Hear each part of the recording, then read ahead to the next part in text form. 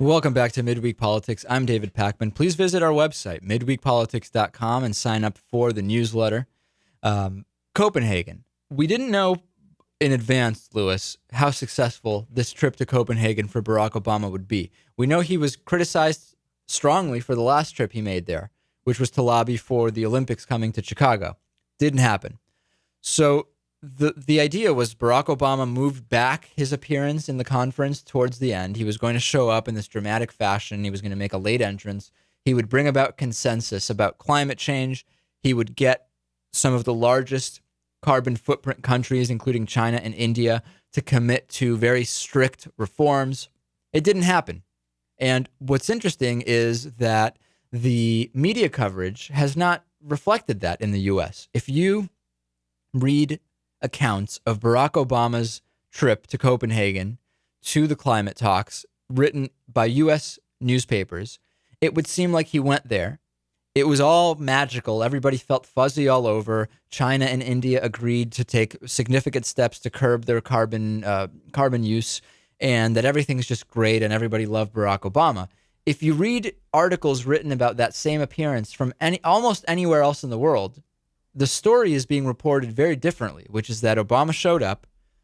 He was not given this great reception that everybody expected. The other countries listened to him, but no significant progress or deals were reached, and that overall it wasn't even a successful trip for Barack Obama. I can understand why it would be covered differently inside the U.S. than outside of the U.S. He is the U.S. president, of course, but the place where it's going to be a problem is later when the countries aren't doing what Barack Obama asked them to do. Will people remember that it was the media coverage that wasn't accurate? Or will people think that, again, it was yet another thing Barack Obama did wrong? I don't know. But I don't know. Are you surprised that he wasn't as successful in going to Copenhagen? There was this big expectation Barack Obama would be a uniter. Everybody would just pay attention and do what he says. But it doesn't seem to be happening, at least not with the Olympics, which is a tiny issue, but apparently not with this, which is a much bigger issue.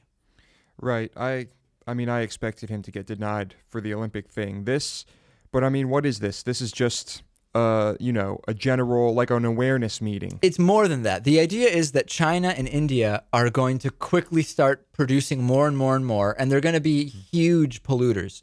And if we can get them to agree now to curb some of those emissions in different ways, it would be great. And the thing is, because there's so much poverty in India, for example, one of the positions that many in India are taking is, whoa, hold on a second. We're all for saving the environment, but if we have poor people that need water and that need electricity, even if it's coal, we're going to get it to them. I mean, these people need this. We're not going to agree to something Barack Obama is flying here on the last day for, which is going to prevent hundreds of thousands or millions of people from having access to basic utilities. Right. They're not going to do that, and I can't blame them.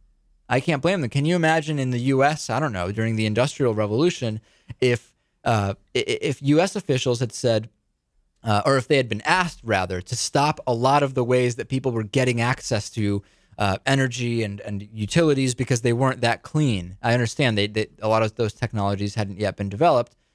Anybody living in the U.S. would say, hold on a second, we're not going to put people back into the Stone Age because of this pollution thing. We have people who need these things.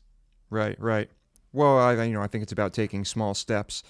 Look at Brazil. Okay, sure, one thing, the rainforest is being destroyed there, but they are incredibly efficient now. And, their emissions are not nearly what they could have been if they didn't take all those steps. That's right. And but when it comes to Obama, I just don't know what to say about it. I don't know what to think about it. It's up to these countries to do what needs to be done. And, I don't think if the U.S. certainly has no stake in any of these countries and in cleaning them up financially. Well, but there is. China owns so much U.S. debt. India is bringing in so much technology and is responsible for so much of the outsourcing. It's all the same planet, right? Right. This is true. Someone else who had not a great reception in Copenhagen is Oklahoma Republican James Inhofe, who is probably the lead global warming denier on Capitol Hill. So last week he proved again why he's nothing short of an embarrassment to the U.S. He using taxpayer money, he flew to Copenhagen with no schedule, no plans, no arrangements made.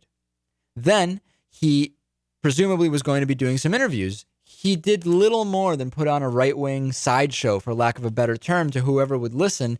But the thing is, the European press is a lot less accommodating than the American press is. And I don't know that he expected that.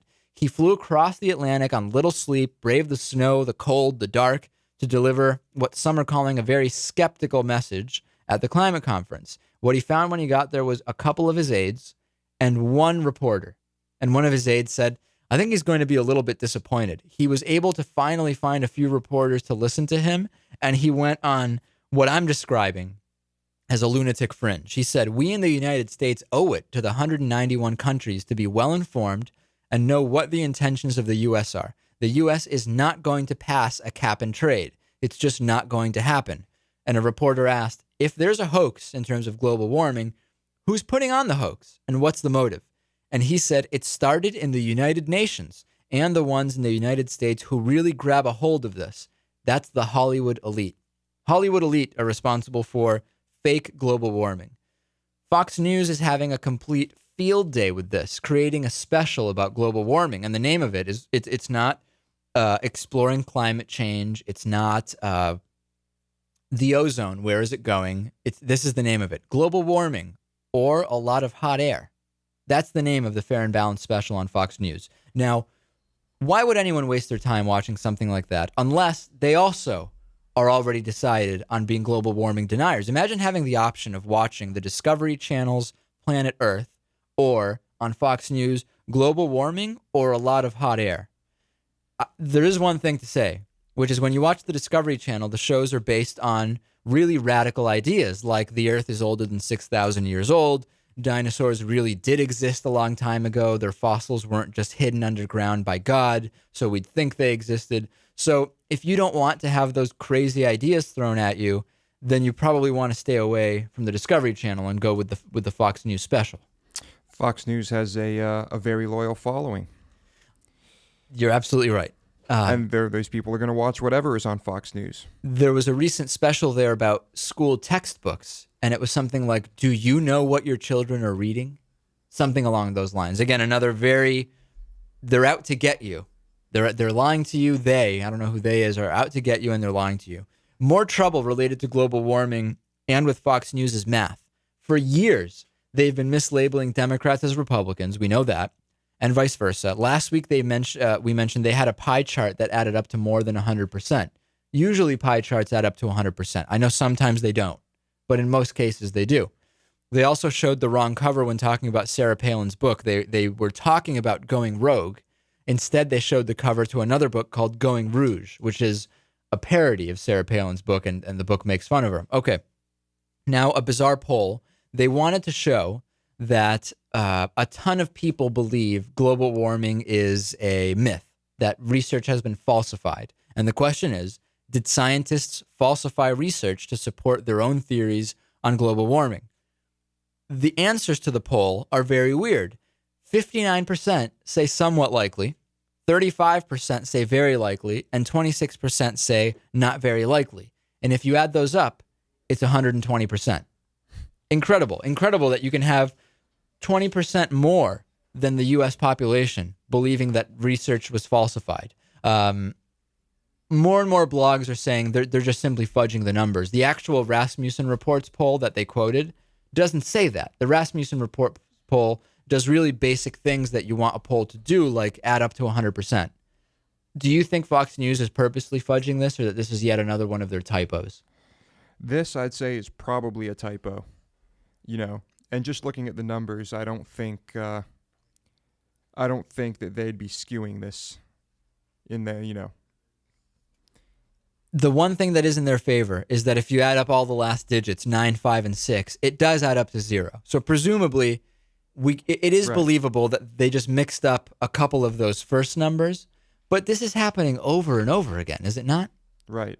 Well, I mean, if it's something we see countless times, like the Democrat-Republican, Republican-Democrat thing, I think it's safe to assume that someone's doing that on purpose.